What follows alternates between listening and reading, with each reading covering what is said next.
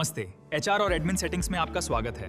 आज हम कामकाजी घंटों, ओवरटाइम, कटौतियों और उपस्थिति को ट्रैक करने के बारे में बात करेंगे। एक एचआर या एडमिन के लिए अपनी टीम के वर्किंग आवर्स, ओवरटाइम और डिडक्शंस को प्रॉपर्ली ट्रैक करना सबसे जरूरी टास्क होता है। इसलिए आज के इस सेशन में हम कैटेगरी सेटिंग्स को स्टेप बाय स्टेप और डिटेल में समझेंगे। इस वीडियो को देखने के बाद आप अपनी कंपनी के अटेंडेंस और पेरोल रूल्स को 100% एक्यूरेट और फुली ऑटोमेटेड बना पाएंगे। तो चलिए बिना किसी देरी के शुरू करते हैं। सबसे पहले आपको etimer.in पर लॉगिन कर लेना है। लॉगिन करते ही आप सीधा अपने डैशबोर्ड पर आ जाएंगे। डैशबोर्ड पर आने के बाद लेफ्ट साइड में जो साइड मेन्यू है उसमें आपको मास्टर्स सेक्शन ओपन करना है। जैसे ही आप मास्टर्स ओपन करेंगे उसके अंदर आपको कैटेगरीज का ऑप्शन दिखेगा, उस पर क्लिक कर दीजिए। जैसे ही आप कैटेगरीज पर क्लिक करते हैं आपके सामने कैटेगरी लिस्ट पेज ओपन हो जाएगा। यहाँ पर आपको वो डेमो कैटेगरी भी दिखेगी जो ऑन बोर्डिंग के दौरान क्रिएट की गई थी। इस लिस्ट के साथ ही आपको कुछ एक्शन बटन्स भी दिखते हैं।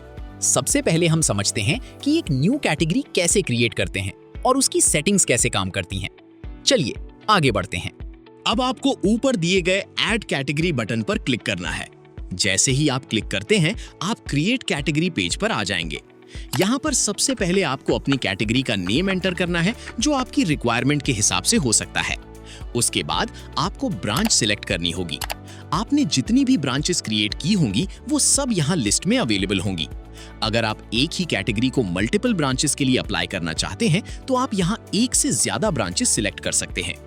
अब आते हैं कैटेगरी के सबसे इंपॉर्टेंट पार्ट पर, सेटिंग्स। सबसे पहले हम समझेंगे वर्किंग आवर्स सेटिंग्स। यहाँ पर पहला ऑप्शन है check in cut off time. इसका मतलब ये है कि अगर कोई एम्प्लॉय अपनी शिफ्ट स्टार्ट होने से पहले चेक इन करता है तो भी उसके वर्किंग आवर्स तभी से काउंट होंगे जब उसकी एक्चुअल शिफ्ट स्टार्ट होती है। एग्जाम्पल के लिए, अगर किसी एम्प्लॉय का शिफ्ट टाइम 10 AM है और वो 9 AM पर चेक इन कर लेता है तो भी उसके वर्किंग आवर्स 10 AM से ही काउंट होंगे। 9 से 10 के बीच का जो टाइम है वो वर्किंग आवर्स में इंक्लूड नहीं होगा। अब अगला ऑप्शन है डिडक्ट ब्रेक टाइम। अगर आप इस ऑप्शन को इनेबल कर देते हैं तो एम्प्लॉय का जो भी ब्रेक टाइम होगा वो उनके टोटल वर्किंग आवर्स में से ऑटोमेटिकली डिडक्ट हो जाएगा। एग्जाम्पल समझिए, अगर एम्प्लॉय का शिफ्ट टाइम 10 AM से 6 PM है यानी टोटल 8 आवर्स और बीच में वो 1 PM से 2 PM तक 1 आवर का ब्रेक लेता है तो उसका वो 1 hour break time total working hours में काउंट नहीं होगा। इसका मतलब एम्प्लॉय का टोटल वर्किंग टाइम 8 आवर्स के बजाय 7 आवर्स काउंट किया जाएगा और break time automatically shift duration से माइनस हो जाएगा। अब बात करते हैं वर्किंग आवर्स कैलकुलेशन के मेथड्स की। ई टाइमर में वर्किंग आवर्स कैलकुलेट करने के दो अलग अलग तरीके अवेलेबल हैं। आप अपनी कंपनी की रिक्वायरमेंट के हिसाब से इनमें से किसी भी मेथड को चूज कर सकते हैं। पहला मेथड है सिंगल चेक इन चेकआउट। इस मेथड का मतलब है कि चाहे एम्प्लॉय अपनी शिफ्ट के दौरान कितनी भी बार चेक इन और चेकआउट करे, सिस्टम सिर्फ पहले चेक इन और लास्ट चेकआउट के बीच का टोटल टाइम कंसिडर करेगा। सिंपल वर्ड्स में समझें, अगर एम्प्लॉय का शिफ्ट टाइम 10 AM से 6 PM है और वो इस बीच मल्टीपल बार एंट्री और एग्जिट करता है तो सिस्टम सिर्फ उसका फर्स्ट चेक इन पंच और लास्ट चेकआउट पंच के बीच का ड्यूरेशन कैलकुलेट करेगा और वही उसका फाइनल वर्किंग आवर्स माना जाएगा। अब दूसरा मेथड है एवरी चेक इन चेकआउट। ये मेथड थोड़ा और एक्यूरेट और डिटेल ट्रैकिंग के लिए यूज होता है। इसमें क्या होता है कि एम्प्लॉय शिफ्ट के दौरान जितनी बार भी चेक इन और चेकआउट करता है उन सभी एंट्रीज को इंडिविजुअली कैलकुलेट किया जाता है। मतलब हर एक चेक इन से चेकआउट के बीच का टाइम अलग अलग काउंट होता है और शिफ्ट के एंड में इन सभी ड्यूरेशंस को ऐड करके फाइनल वर्किंग आवर्स कैलकुलेट किए जाते हैं। चलिए इसे एक एग्जांपल से समझते हैं। एम्प्लॉय ने 10 AM पर चेक इन किया, फिर 12 PM पर चेकआउट किया, उसके बाद 1 PM पर दोबारा चेक इन किया, फिर 4 PM पर चेकआउट किया, फिर 5 PM पर चेक इन किया और लास्ट में 6 PM पर फाइनल चेकआउट किया। अब इस केस में सिस्टम क्या करेगा? 10 AM से 12 PM कैलकुलेट करेगा, 1 PM से 4 PM कैलकुलेट करेगा, 5 PM से 6 PM कैलकुलेट करेगा और इन तीनों टाइम ड्यूरेशंस को ऐड करके फाइनल वर्किंग आवर्स शो करेगा। इस तरीके से आपको एम्प्लॉय के एक्चुअल प्रोडक्टिव वर्किंग टाइम का ज्यादा एक्यूरेट रिजल्ट मिलता है। आप अपनी रिक्वायरमेंट और कंपनी पॉलिसी के हिसाब से इन दोनों मेथड्स में से कोई भी एक ऑप्शन सिलेक्ट कर सकते हैं। अब आगे बढ़ते हैं और समझते हैं fixed shift hours. Fixed shift hours का मतलब ये होता है कि अगर एम्प्लॉय अपने डिफाइंड शिफ्ट आवर्स से ज्यादा काम करता है तो भी उसका एक्स्ट्रा टाइम काउंट नहीं किया जाएगा। सिंपल एग्जांपल से समझते हैं। अगर एम्प्लॉय का शिफ्ट 8 आवर्स का है और वो किसी दिन 9 या 10 आवर्स काम करता है, यानी 1 या 2 घंटे एक्स्ट्रा काम करता है, तो भी सिस्टम सिर्फ 8 आवर्स ही काउंट करेगा। एक्स्ट्रा का जो एडिशनल टाइम है वो वर्किंग आवर्स में इंक्लूड नहीं होगा। अब बात करते हैं मैक्स लेट इन की। इस सेटिंग का यूज एम्प्लॉय को चेक इन के टाइम थोड़ा बफर देने के लिए होता है। मान लीजिए एम्प्लॉय की शिफ्ट 10 AM पर स्टार्ट होती है और आपने मैक्स लेट इन 15 मिनट सेट किया है, तो अगर एम्प्लॉय 10 AM से 10:15 AM के बीच चेक इन करता है तो उसकी एंट्री लेट नहीं मानी जाएगी। लेकिन अगर एम्प्लॉय 10:15 AM के बाद चेक इन करता है तो उसकी एंट्री लेट चेक इन के रूप में कंसिडर होगी। इसी तरह आता है मैक्स लेट आउट। इसका यूज एम्प्लॉय को शिफ्ट के एंड पर चेकआउट के लिए बफर टाइम देने के लिए होता है। अगर एम्प्लॉय की शिफ्ट 6 PM पर एंड होती है और आपने max let out 15 minute set किया है, तो अगर एम्प्लॉय 6 PM से 6:15 PM के बीच चेकआउट करता है तो उसे लेट चेकआउट नहीं माना जाएगा। लेकिन अगर एम्प्लॉय 6:15 PM के बाद चेकआउट करता है तो उसकी एंट्री लेट चेकआउट में काउंट होगी। अब समझते हैं मैक्स अर्ली इन। ये सेटिंग डिफाइन करती है कि एम्प्लॉय कितनी जल्दी चेक इन करे तो उसे अर्ली मार्क किया जाए। मान लीजिए शिफ्ट 10 AM से स्टार्ट होती है और आपने max early in 15 minute set किया है, तो अगर एम्प्लॉय 9:45 AM से 10 AM के बीच चेक इन करता है तो उसकी एंट्री नॉर्मल ही मानी जाएगी, अर्ली नहीं। लेकिन अगर एम्प्लॉय 9:45 AM से पहले चेक इन करता है तो उसकी एंट्री अर्ली चेक इन के रूप में काउंट होगी। अब आता है मैक्स अर्ली आउट। ये सेटिंग चेक करती है कि एम्प्लॉय अगर शिफ्ट खत्म होने से पहले चेकआउट करता है तो उसे कब अर्ली मार्क किया जाए। अगर एम्प्लॉय की शिफ्ट 6 PM पर एंड होती है और आपने max early out 15 minute set किया है, तो अगर एम्प्लॉय 5:45 PM से 6 PM के बीच चेकआउट करता है तो उसे अर्ली चेकआउट नहीं माना जाएगा। लेकिन अगर एम्प्लॉय 5:45 PM से पहले चेकआउट करता है तो उसकी एंट्री अर्ली चेकआउट में काउंट होगी। तो ये थे सारे वर्किंग आवर्स के सेटिंग्स। अब आगे बढ़ते हैं और समझते हैं ओवरटाइम की सेटिंग्स। चलिए देखते हैं कि ये सेटिंग्स कैसे काम करती हैं और आप इन्हें अपनी कंपनी पॉलिसी के हिसाब से कैसे यूज कर सकते हैं। ओवरटाइम सेटिंग्स में सबसे पहला ऑप्शन है मैक्स ओवरटाइम। इस सेटिंग का यूज तब होता है जब आप एम्प्लॉय के ओवरटाइम पर एक मैक्सिमम लिमिट सेट करना चाहते हैं। मतलब चाहे एम्प्लॉय कितना भी एक्स्ट्रा काम करे, सिस्टम सिर्फ आपके द्वारा सेट की गई लिमिट तक ही ओवरटाइम काउंट करेगा। एग्जाम्पल से समझते हैं। अगर आपने मैक्स ओवरटाइम 2 आवर्स सेट किया है और एम्प्लॉय अपने शिफ्ट आवर्स के बाद एक्स्ट्रा काम करता है, तो सिस्टम सिर्फ 2 आवर्स तक का ओवरटाइम ही काउंट करेगा। मान लीजिए एम्प्लॉय की शिफ्ट 10 AM से 6 PM है और आपने 2 आवर्स का मैक्सिमम ओवरटाइम अलाउ किया है। अगर एम्प्लॉय 8 PM तक काम करता है तो उसका 2 आवर्स ओवरटाइम काउंट होगा। लेकिन अगर एम्प्लॉय 9 PM तक काम करता है तो भी सिस्टम सिर्फ 2 आवर्स ही ओवरटाइम काउंट करेगा। 8 PM से 9 PM के बीच का जो एक्स्ट्रा 1 आवर है वो ओवरटाइम में इंक्लूड नहीं किया जाएगा। इसके बाद आता है ओवरटाइम आवर मोर देन। ये सेटिंग डिफाइन करती है कि मिनिमम कितना एक्स्ट्रा काम करने पर ओवरटाइम काउंट होना शुरू होगा। यहाँ पर आप आवर्स या मिनट सेट कर सकते हैं। मतलब एम्प्लॉय जब तक आपके सेट किए गए थ्रेशोल्ड से ज्यादा काम नहीं करेगा तब तक उसका ओवरटाइम काउंट ही नहीं होगा। एग्जाम्पल से समझते हैं। अगर एम्प्लॉय की शिफ्ट 9 आवर्स की है और आपने overtime hour more than 1 hour यानी 60 मिनट सेट किया है, तो एम्प्लॉय को ओवरटाइम तभी मिलेगा जब वो टोटल 10 आवर्स से ज्यादा काम करेगा। मान लीजिए शिफ्ट 10 AM से 7 PM तक है। अगर एम्प्लॉय 8 PM के बाद चेकआउट करता है तब उसका 1 आवर ओवरटाइम काउंट होगा। लेकिन अगर एम्प्लॉय 8 PM से पहले चेकआउट कर लेता है तो उसका ओवरटाइम काउंट नहीं होगा। इसका मतलब ये है कि सिस्टम पहले चेक करेगा कि एम्प्लॉय ने minimum required extra time complete किया है या नहीं, और उसके बाद ही ओवरटाइम कैलकुलेट करेगा। इसके बाद आता है time spent working after the official shift closing is considered overtime. इस सेटिंग का मतलब है कि अगर कोई एम्प्लॉय अपनी ऑफिशियल शिफ्ट एंड होने के बाद भी काम करता है तो उसका extra working time automatically overtime में काउंट हो जाएगा। अगर आप चाहते हैं कि शिफ्ट टाइमिंग के बाद किया गया एक्स्ट्रा वर्क ओवरटाइम के रूप में कैलकुलेट हो, तो आपको सिंपली इस ऑप्शन को ऑन कर देना है। एग्जाम्पल से समझते हैं। मान लीजिए एम्प्लॉय की ऑफिशियल शिफ्ट 6 AM पर एंड होती है, लेकिन एम्प्लॉय 7 AM पर चेकआउट करता है, तो सिस्टम 6 AM से 7 AM के बीच का जो एक्स्ट्रा 1 आवर है उसे ओवरटाइम के रूप में कैलकुलेट करेगा। इस तरह आप ओवरटाइम सेटिंग्स का यूज करके अपनी कंपनी के लिए क्लियर और कंट्रोल्ड ओवरटाइम पॉलिसी डिफाइन कर सकते हैं, जिससे कैलकुलेशन भी एक्यूरेट रहे और मैनेजमेंट भी इजी हो जाए। तो ये थे सारी ओवरटाइम के सेटिंग्स। अब आगे बढ़ते हैं और समझते हैं डिडक्ट अमाउंट की सेटिंग्स। डिडक्ट अमाउंट का यूज आप तब करते हैं जब आप अटेंडेंस रूल्स के बेसिस पर सैलरी डिडक्शंस अप्लाई करना चाहते हैं। सबसे पहला ऑप्शन है डिडक्ट लेट अमाउंट। चलिए समझते हैं कि ये सेटिंग कैसे काम करती है। अगर आपके एम्प्लॉइज लेट चेक इन करते हैं और आप उन पर पेनल्टी अप्लाई करना चाहते हैं, तो आप इस ऑप्शन को चेकबॉक्स के थ्रू इनेबल कर सकते हैं। जैसे ही आप डिडक्ट लेट अमाउंट ऑन करते हैं, आपके सामने कुछ बेसिक सेटिंग्स ओपन हो जाती हैं। सबसे पहला ऑप्शन है max number of late allowed. यहां पर आपको ये डिफाइन करना होता है कि एक एम्प्लॉय महीने में मैक्सिमम कितनी बार लेट आ सकता है। ध्यान रहे, ये सेटिंग ऊपर वाले मैक्स लेट इन टाइम से अलग है। वहां आप मिनट्स का बफर सेट करते हैं और यहां आप नंबर ऑफ डेज सेट कर रहे हैं।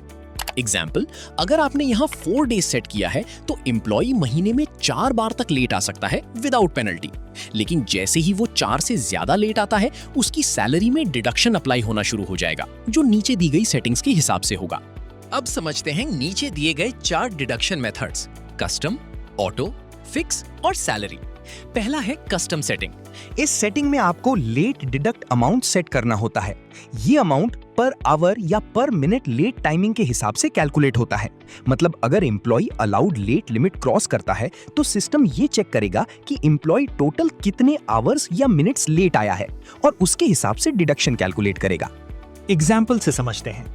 मान लीजिए आपने max number of late allow 4 days और लेट डिडक्ट अमाउंट 500 रुपए सेट किया है। अब अगर एम्प्लॉय 4 दिन से ज्यादा लेट आता है तो सिस्टम उन सभी लेट एंट्रीज का टोटल लेट टाइम कैलकुलेट करेगा। सपोज एम्प्लॉय टोटल मिलाकर 2 आवर्स लेट आया है, तो कैलकुलेशन होगा 2 hours multiplied by 500 rupees equals to 1000 rupees deduction. दूसरा है ऑटो सेटिंग। ये मेथड थोड़ा और डायनामिक और एक्यूरेट कैलकुलेशन करता है। इसमें एम्प्लॉय जितना लेट टाइम करता है, उसका कैलकुलेशन उसके पर आवर सैलरी के बेसिस पर होता है। एग्जाम्पल, एम्प्लॉय की पर डे सैलरी 900 रुपए है और शिफ्ट 9 आवर्स की है, तो पर आवर सैलरी 100 रुपए हुई। अगर एम्प्लॉय 5 दिन तक डेली 1 आवर लेट आता है तो टोटल लेट टाइम 5 आवर्स हुआ। अब कैलकुलेशन होगा 5 hours multiplied by 100 rupees equals to 500 rupees deduction. तीसरा है फिक्स सेटिंग। इसमें आप एक फिक्स्ड पेनल्टी अमाउंट सेट करते हैं जो एक बार ट्रिगर होने पर डायरेक्टली अप्लाई होता है। मान लीजिए आपने 4000 रुपए फिक्स्ड डिडक्ट अमाउंट सेट किया है। अब अगर employee allowed late limit cross करता है तो उसकी सैलरी में सीधा 4000 रुपए कट हो जाएगा, चाहे वो 5 दिन लेट हो या 10 दिन। चौथा है सैलरी सेटिंग। ये सबसे स्ट्रिक्ट सेटिंग है। इसमें आप एम्प्लॉय के लेट होने पर उसकी पर डे सैलरी के हिसाब से डिडक्शन करते हैं। यहाँ आपको अमाउंट एंटर नहीं करना होता, बल्कि आपको x per day salary set करना होता है।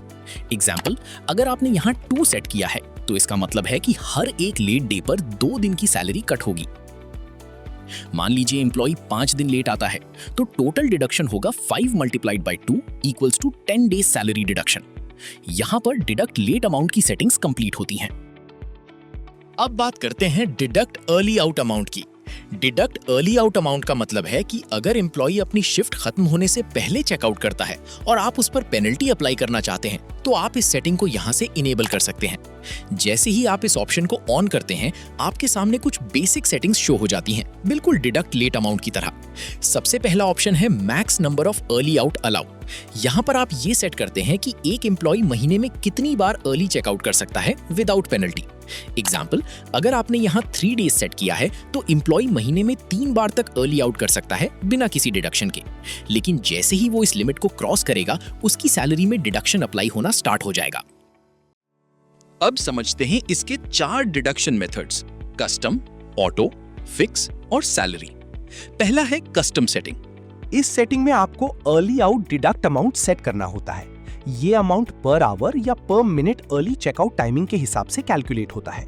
मतलब अगर employee allowed early out limit cross करता है तो सिस्टम ये चेक करेगा कि एम्प्लॉय टोटल कितने आवर्स या मिनट्स पहले चेकआउट करता है और उसके हिसाब से डिडक्शन कैलकुलेट करेगा। एग्जाम्पल से समझते हैं। मान लीजिए आपने max number of early out allow 4 days और अर्ली आउट डिडक्ट अमाउंट 500 रुपए सेट किया है।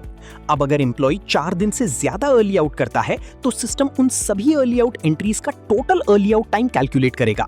सपोज एम्प्लॉय टोटल मिलाकर 2 आवर्स पहले चेकआउट करता है तो कैलकुलेशन होगा 2 आवर्स मल्टीप्लाइड बाई 500 रुपए इक्वल्स टू 1000 रुपए डिडक्शन।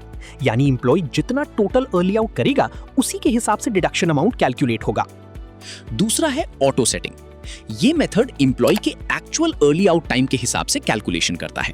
इसमें जितना टाइम एम्प्लॉय शिफ्ट खत्म होने से पहले चला जाता है उतना टाइम उसकी पर आवर सैलरी के बेसिस पर कैलकुलेट होता है। एग्जाम्पल, पर डे सैलरी 900 रुपए है और शिफ्ट 9 आवर्स की है तो पर आवर सैलरी 100 रुपए हुई। अगर एम्प्लॉय 4 दिन तक डेली 1 घंटा पहले चेकआउट करता है तो total early out time 4 hours हुआ तो डिडक्शन होगा 4 मल्टीप्लाइड बाई 100 इक्वल्स टू 400 रुपए। तीसरा है फिक्स सेटिंग। इसमें आप एक फिक्स्ड पेनल्टी अमाउंट सेट करते हैं। मान लीजिए आपने 3000 रुपए फिक्स किया है। अब अगर employee allowed early out limit cross करता है तो उसकी सैलरी में सीधा 3000 रुपए डिडक्ट हो जाएगा, चाहे वो कितनी भी बार अर्ली आउट करे। चौथा है सैलरी सेटिंग। इस सेटिंग में आप एम्प्लॉय की पर डे सैलरी के बेसिस पर डिडक्शन करते हैं। यहां आपको अमाउंट नहीं बल्कि x per day salary set करना होता है। एग्जाम्पल, अगर आपने यहां 1.5 सेट किया है तो इसका मतलब है कि हर एक अर्ली आउट पर 1.5 दिन की सैलरी कट होगी। मान लीजिए एम्प्लॉय 4 दिन अर्ली आउट करता है तो टोटल डिडक्शन होगा 4 multiplied by 1.5 equals to 6 days salary deduction. इस तरह आप डिडक्ट अर्ली आउट अमाउंट की सेटिंग्स का यूज करके अटेंडेंस डिसिप्लिन को और भी स्ट्रॉन्ग बना सकते हैं। अब बात करते हैं डिडक्ट हाफ डे अमाउंट की। इस सेटिंग का यूज तब होता है जब आप एम्प्लॉय के कम वर्किंग आवर्स के बेसिस पर हाफ डे मार्क करना चाहते हैं और उसके अकॉर्डिंग सैलरी डिडक्शन अप्लाई करना चाहते हैं। सबसे पहला ऑप्शन है half day if working hours is less than. यहां पर आपको यह डिफाइन करना होता है कि मिनिमम कितने वर्किंग आवर्स से कम होने पर हाफ डे कंसिडर किया जाए। एग्जाम्पल से समझते हैं। अगर आपकी कंपनी का स्टैंडर्ड शिफ्ट टाइम 8 आवर्स का है और आपने यहां 4 आवर्स सेट किया है तो अगर एम्प्लॉय 4 आवर्स या उससे कम काम करता है तो सिस्टम उस दिन को हाफ डे मार्क करेगा। अगर आप हाफ डे पर सैलरी डिडक्शन भी अप्लाई करना चाहते हैं तो आपको simply deduct half day amount को ऑन कर देना है। जैसे ही आप इस ऑप्शन को इनेबल करते हैं आपके सामने 2 टाइप्स शो होते हैं, कस्टम और ऑटो। पहला है कस्टम सेटिंग। इसमें आपको एक fixed half day deduction amount set करना होता है। मतलब एम्प्लॉय जितने भी दिन हाफ डे लेगा उन सभी डेज को आपके सेट किए हुए अमाउंट से मल्टीप्लाई करके सैलरी से डिडक्ट किया जाएगा।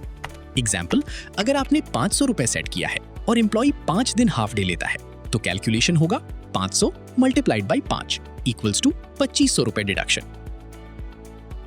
दूसरा है ऑटो सेटिंग। इस मेथड में सिस्टम एम्प्लॉय की पर डे सैलरी के बेसिस पर हाफ डे का अमाउंट कैलकुलेट करता है। यानी एम्प्लॉय की एक दिन की सैलरी का हाफ पोर्शन कैलकुलेट किया जाता है और उसके हिसाब से डिडक्शन होता है। एग्जाम्पल, पर डे सैलरी 900 रुपए है तो हाफ डे सैलरी 450 रुपए हुई। अगर एम्प्लॉय 5 दिन हाफ डे लेता है तो कैलकुलेशन होगा 450 मल्टीप्लाइड बाई 5 इक्वल्स टू 2250 रुपए डिडक्शन। तो ये थी डिडक्ट हाफ डे अमाउंट की सेटिंग्स। अब आगे बढ़ते हैं और समझते हैं डिडक्ट एब्सेंट अमाउंट के सेटिंग्स। इस सेटिंग का यूज तब होता है जब आपके एम्प्लॉइज विदाउट लीव एब्सेंट रहते हैं और आप उनकी सैलरी में से एब्सेंट के बेसिस पर डिडक्शन अप्लाई करना चाहते हैं।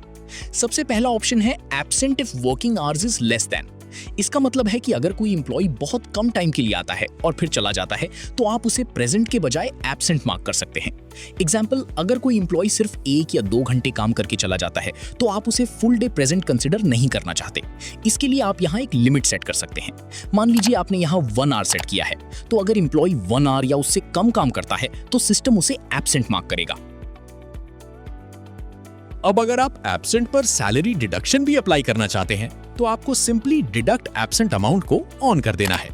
जैसे ही आप इस ऑप्शन को इनेबल करते हैं आपके सामने कुछ और सेटिंग्स ओपन हो जाती हैं। सबसे पहला ऑप्शन है मैक्स एब्सेंट पर मंथ। यहां पर आप डिफाइन करते हैं कि एम्प्लॉय महीने में कितने दिन तक विदाउट लीव एब्सेंट रह सकता है बिना पेनल्टी के। एग्जाम्पल, अगर आपने यहां 2 डेज सेट किया है तो एम्प्लॉय 2 दिन तक एब्सेंट रहने पर भी सैलरी कट नहीं होगी, लेकिन जैसे ही वो इस लिमिट को क्रॉस करेगा उसकी सैलरी में डिडक्शन अप्लाई होना स्टार्ट हो जाएगा। इसके बाद आता है डिडक्ट एब्सेंट अमाउंट टाइप। यहां पर आपको 2 ऑप्शंस मिलते हैं, कस्टम और ऑटो। चलिए दोनों को समझते हैं। पहला है कस्टम सेटिंग। इसमें आप एक फिक्स्ड अमाउंट पर एब्सेंट डे सेट करते हैं। मान लीजिए आपने 500 रुपए सेट किया है और एम्प्लॉय अलाउड लिमिट से ज्यादा एब्सेंट होता है। एग्जाम्पल, अगर आपने max absent per month 2 days set किया है और एम्प्लॉय 5 दिन एब्सेंट रहता है, तो कैलकुलेशन होगा 5 मल्टीप्लाइड बाई 500 इक्वल्स टू 2500 रुपए डिडक्शन। दूसरा है ऑटो सेटिंग। इस मेथड में सिस्टम एम्प्लॉय की पर डे सैलरी के बेसिस पर डिडक्शन कैलकुलेट करता है। मतलब जितने दिन एम्प्लॉय एब्सेंट रहेगा उतने दिन की उसकी per day salary automatically deduct हो जाएगी। एग्जाम्पल, अगर एम्प्लॉय 5 दिन एब्सेंट रहता है और उसकी पर डे सैलरी 900 रुपए है, तो कैलकुलेशन होगा 5 multiplied by 900 equals to 4500 rupees deduction. इस तरह आप डिडक्ट एब्सेंट अमाउंट की सेटिंग्स का यूज करके अनऑथराइज्ड एब्सेंसेस को कंट्रोल कर सकते हैं। यहां पर हमारे डिडक्शन के सारी सेटिंग्स कंप्लीट होते हैं। अब आगे बढ़ते हैं और समझते हैं off day attendance as salary. इस सेटिंग का मतलब है कि अगर आपके एम्प्लॉइज अपने ऑफ डे पर भी काम करते हैं और आप उन्हें उस दिन के लिए एडिशनल सैलरी देना चाहते हैं, तो आप इस ऑप्शन को इनेबल कर सकते हैं।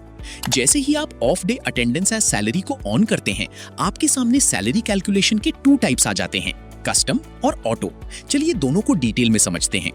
पहला है कस्टम सेटिंग।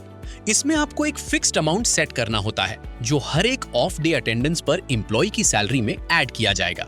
एग्जाम्पल, अगर आपने कस्टम अमाउंट 2000 रुपए सेट किया है और एम्प्लॉय मंथ में 2 ऑफ डेज पर भी काम करता है, तो कैलकुलेशन होगा 2000 मल्टीप्लाइड बाई 2 इक्वल्स टू 4000 रुपए। ये 4000 रुपए एम्प्लॉय की सैलरी में एक्स्ट्रा ऐड हो जाएगा। दूसरा है ऑटो सेटिंग। इस सेटिंग में कैलकुलेशन एम्प्लॉय की पर डे सैलरी के बेसिस पर होता है। यहाँ आपको डायरेक्ट अमाउंट एंटर नहीं करना होता, बल्कि आपको x per day salary set करना होता है। मतलब अगर आप एम्प्लॉय को ऑफ डे पर काम करने के बदले 1 दिन, 2 दिन या उससे ज्यादा सैलरी देना चाहते हैं, तो आप यहाँ वो नंबर एंटर कर सकते हैं। एग्जाम्पल, अगर आपने यहाँ 2 सेट किया है और एम्प्लॉय 3 ऑफ डेज पर काम करता है, तो कैलकुलेशन होगा 3 multiplied by 2 equals to 6 days salary. मतलब एम्प्लॉय को टोटल 6 दिन की सैलरी एक्स्ट्रा मिलेगी, जो उसकी पर डे सैलरी के हिसाब से कैलकुलेट होकर ऐड हो जाएगी। इस तरह आप इस सेटिंग का यूज करके अपने एम्प्लॉयज की एक्स्ट्रा एफर्ट्स को प्रॉपरली कॉम्पनसेट कर सकते हैं। तो ये थे off day attendance as salary के सेटिंग्स। अब सबसे लास्ट में आते हैं सैंडविच लीव रूल्स पर। यहाँ पर आपको 2 टाइप्स के रूल्स देखने को मिलते हैं, हॉलिडे सैंडविच लीव रूल्स और of day sandwich leave rules. दोनों सेटिंग्स का काम बिल्कुल सेम होता है, इसलिए हम इन्हें साथ में ही समझ लेते हैं। इन दोनों ऑप्शंस के सामने आपको 3 सेटिंग्स मिलती हैं, बिफोर, आफ्टर और बोथ। चलिए इन्हें एक एक करके सिंपल एग्जांपल के साथ समझते हैं। पहला है बिफोर। इसका मतलब है कि अगर एम्प्लॉय हॉलिडे या ऑफ डे से पहले लीव लेता है या एब्सेंट रहता है, तो उसका जो हॉलिडे या ऑफ डे है वो भी एब्सेंट कंसिडर किया जाएगा। एग्जाम्पल, मान लीजिए संडे एम्प्लॉय का ऑफ डे है और एम्प्लॉय सैटरडे को लीव लेता है या एब्सेंट रहता है, तो सिस्टम सैटरडे और संडे दोनों को एब्सेंट काउंट करेगा और उसके हिसाब से 2 दिन की सैलरी डिडक्ट हो जाएगी। दूसरा है आफ्टर। इसका मतलब है कि अगर एम्प्लॉय हॉलिडे या ऑफ डे के बाद लीव लेता है या एब्सेंट रहता है, तो उसका हॉलिडे या ऑफ डे भी एब्सेंट में काउंट हो जाएगा। एग्जाम्पल, अगर संडे ऑफ डे है और एम्प्लॉय मंडे को लीव लेता है या एब्सेंट रहता है, तो सिस्टम संडे और मंडे दोनों को एब्सेंट काउंट करेगा और 2 दिन की सैलरी कट हो जाएगी। तीसरा है बोथ। ये सबसे स्ट्रिक्ट सेटिंग है। इसका मतलब है कि अगर एम्प्लॉय हॉलिडे या ऑफ डे के पहले या बाद कभी भी लीव लेता है या एब्सेंट रहता है, तो सिस्टम लीव और एब्सेंट डे के साथ हॉलिडे या ऑफ डे को भी इंक्लूड करेगा। मतलब दोनों सिचुएशंस में हॉलिडे या ऑफ डे को सैंडविच करके एब्सेंट काउंट किया जाएगा और सैलरी उसके हिसाब से डिडक्ट होगी। और इस तरह कैटेगरी के सारे सेटिंग्स यहाँ कंप्लीट हो जाते हैं। इन सेटिंग्स को यूज करके आप अपने स्टाफ के अटेंडेंस और पेरोल को इजीली मैनेज कर सकते हैं। इससे आपका पूरा सिस्टम ऑटोमेटेड और एरर फ्री हो जाता है। धन्यवाद।